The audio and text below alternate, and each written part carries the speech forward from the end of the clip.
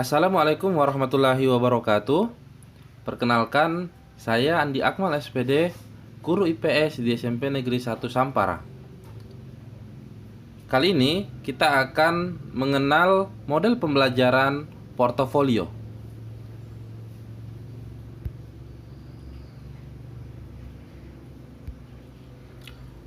Apa yang dimaksud dengan pembelajaran portofolio itu?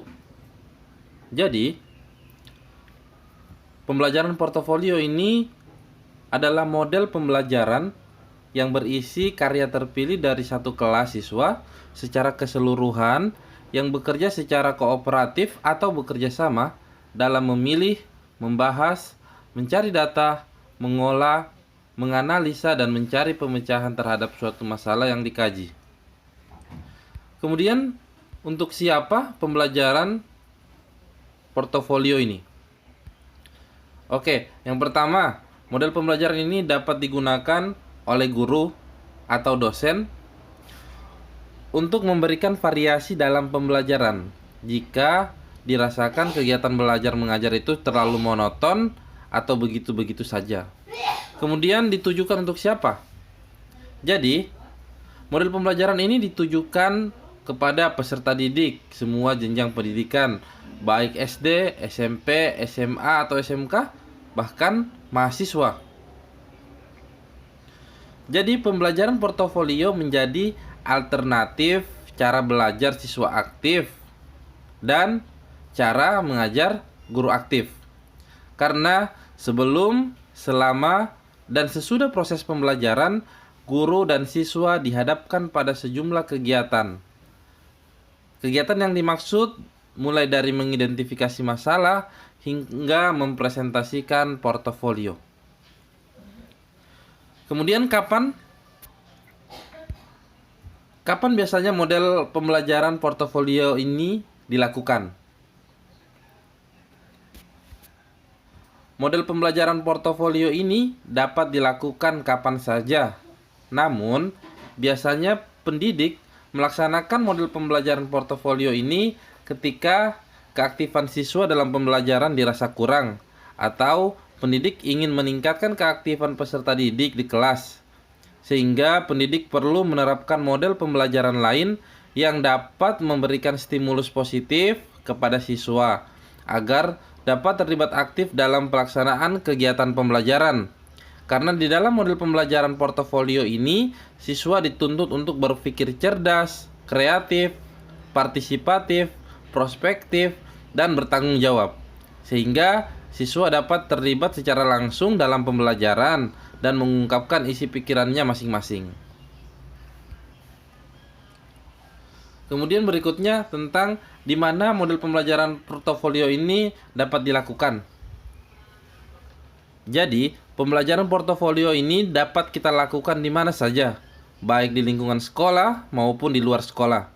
Karena biasanya siswa diberikan waktu untuk menyelesaikan tugasnya dengan cara mencari data, mengolah, dan menganalisis dari suatu masalah yang dikaji, yang biasanya dibuat dalam sebuah karya. Hal ini memungkinkan siswa untuk dapat mencarinya baik di lingkungan sekolah maupun di rumahnya masing-masing. Namun, untuk menampilkan atau menyajikan portofolio, hasil karyanya biasanya dilakukan di sekolah atau di dalam kelas. Ya, dilakukan di sekolah atau di dalam kelas. Berikutnya, mengapa kita harus menggunakan model pembelajaran portofolio ini? Yaitu agar isi pelajaran lebih bermakna, karena peserta didik berusaha mencari dan menemukan sendiri pengetahuan yang berhubungan dengan tujuan belajarnya. Jadi, model pembelajaran portofolio itu menuntut siswa untuk dapat berpikir cerdas, kreatif, partisipatif, prospektif, dan bertanggung jawab. Sehingga melalui model pembelajaran ini, siswa diharapkan memiliki kemampuan untuk mengungkapkan dan mengekspresikan dirinya, misalnya dalam hal memilih, membahas, mencari data, mengolah, menganalisis, dan mencari pemecahan dari suatu masalah. Nah, dijelaskan juga dibandingkan teknik pembelajaran konvensional atau pembelajaran zaman dulu yang hanya menunggu informasi dari pengajar. Berbeda dengan metode atau model pembelajaran ini.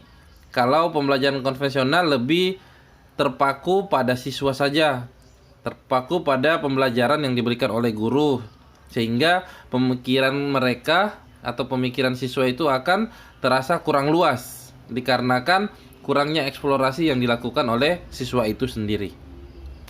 Selanjutnya, bagaimana sih cara atau model pembelajaran portofolio itu? Yang pertama, diawali dengan mengidentifikasi masalah.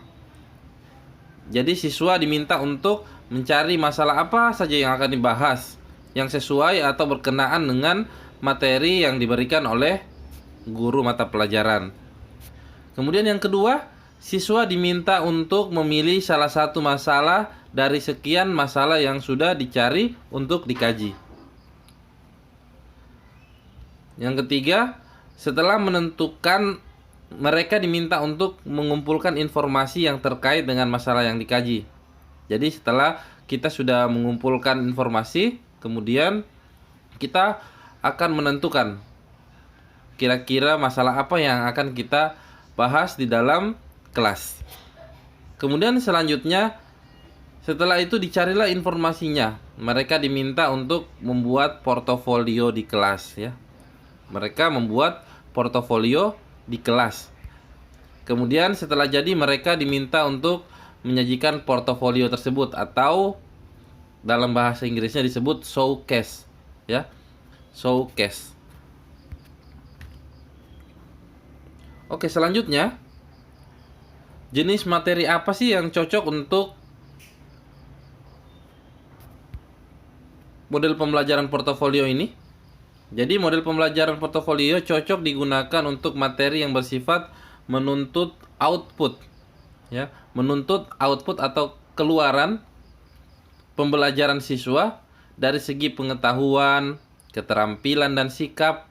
Karena bentuk-bentuk hasil portofolio itu banyak contohnya. Misalnya laporan, review, atau karya berupa benda, model, bahkan lagu, dan banyak lainnya. Hal ini bisa kita jadikan sebagai materi dan juga bisa dijadikan sebagai masalah.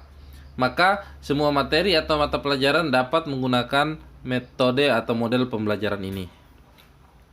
Setelah kita tahu, maka pastinya setiap model pembelajaran itu memiliki kelebihan dan juga kekurangan.